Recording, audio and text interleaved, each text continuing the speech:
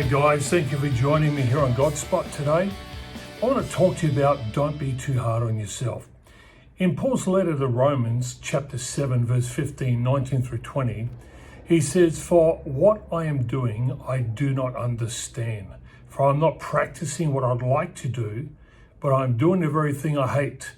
For the good that I want, I do not do, but I practice the very evil that I do not want.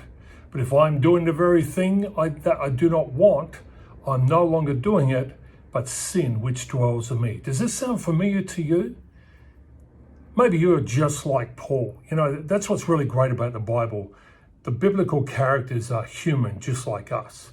He's talking about a struggle that we all face, a very familiar spiritual battle against the spirit, against the flesh, with the flesh and rebellion and sinfulness always causes us to do the things we really don't want to do, but we end up doing it. And this is what Paul's talking about.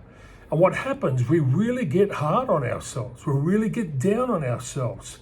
And you know, many times we see our own self-criticism as justified. So here's a couple of traits I want you to consider that may be you, may not be you, but it'll help you understand when you beat yourself up too much. Number one, you psychologically beat yourself up over the mistakes that have minimal consequences.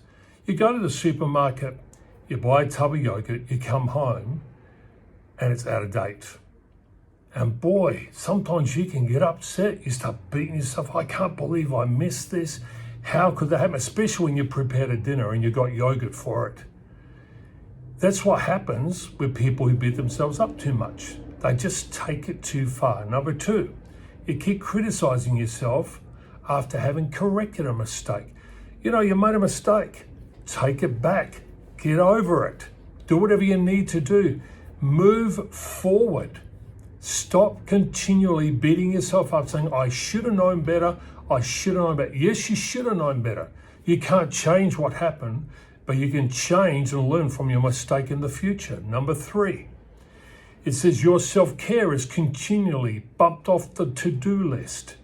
Instead of being a high priority, it's a low priority. I've been in ministry pastoring solid 30 years.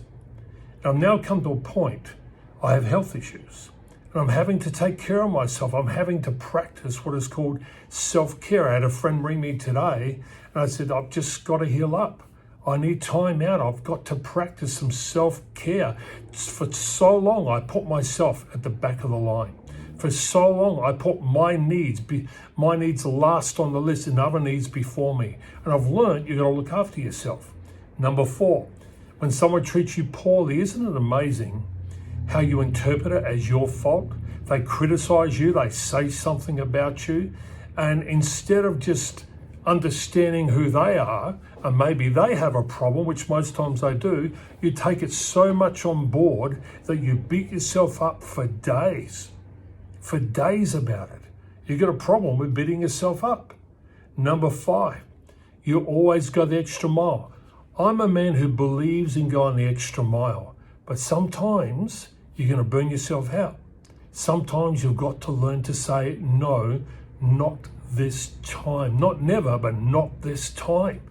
You got to learn to step back a little bit from what's going on, and instead of giving everything into it, and that's how I've hurt myself. I hurt myself all the time because I put all my energy into it and I end up totally emptied.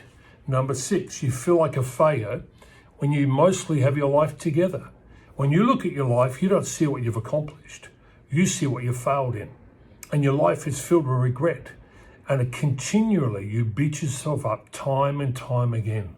Number seven, you see other people's mistakes and you're gracious about it, forgiving, you let them off the hook, but you never let yourself off the hook.